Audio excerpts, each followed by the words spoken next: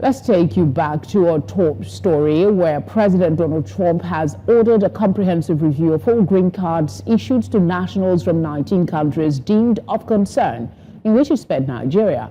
This is amid President Trump's immigration crackdown following the fatal shooting of a National Guard member by Afghan suspect Ramanullah Lakanwal.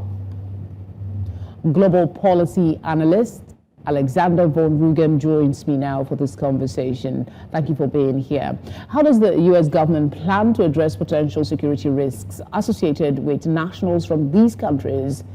Is the problem of green cards of world nation citizens the best bet?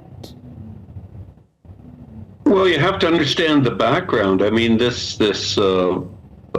shooting in Washington has created an uproar because the individual was an Afghan national who had worked with the CIA on the ground during the Afghan war and was given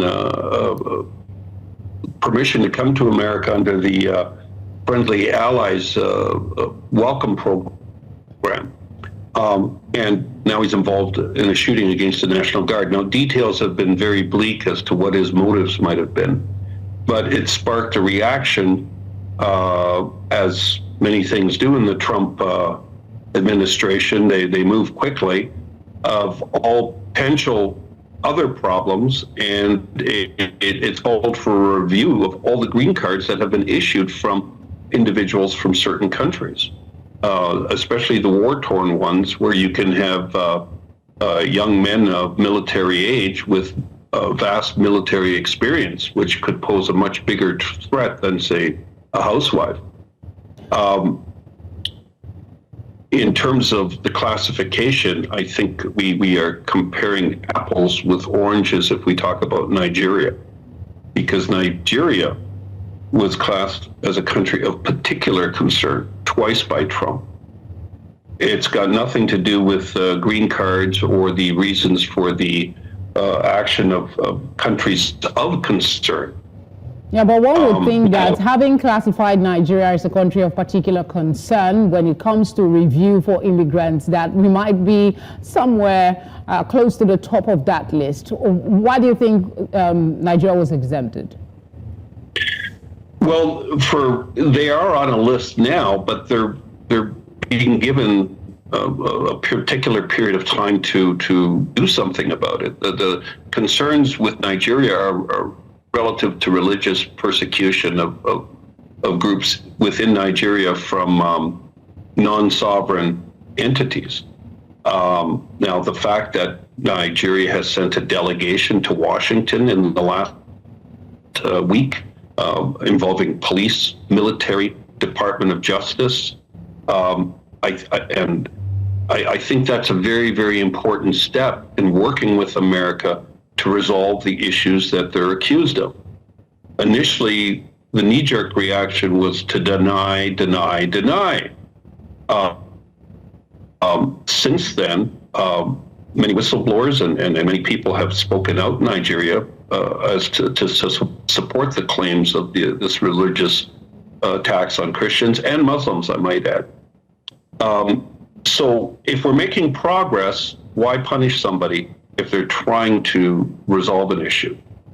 Yeah, that makes sense. Nigeria is already on the list, and that designation allows for future sanctions and waivers, which could include green cards and a permanent pause classification for immigration. Where do you stand with the suggestion that perhaps Trump is being this response is given is an emotional one, coming off the Washington attack less than 24 hours after that? Well, like I said, you're getting caught up. Nigeria hasn't been spared. The list relative to Trump's response is countries in conflict. I'm sure Nigeria has its own reasons for conflict. It's very complicated with Nigeria, but they're not at all-out war like South Sudan is, or Afghanistan, or other areas of Africa that are having major problems right now, which justifies restricting immigrants or visitors from those countries. Now, the review of the existing green cards is because this incident happened from a foreign national, an Afghan, that was allowed into the States, that was cleared by the CIA, and given amnesty or whatever you want to call it, and under the program. Had he returned to Afghanistan, well, the Taliban would have killed him because he was working against them. So he was given that permission to stay in the States. Again, we don't know the nature of the attack. He is ex-military, but I mean, let's look at the optics. He brought a pistol to Washington. He traveled across the country. If this was a well-organized attack against America, there would have been sniper rifles, semi-automatic weapons, perhaps some bombs involved. It wasn't.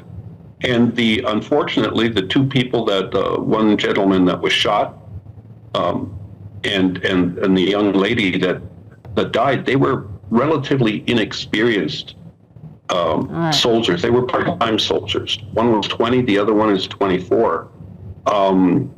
So whatever happened in the altercation in Washington, they haven't released the details yet. So I wouldn't speculate and read between the lines of more than what it is.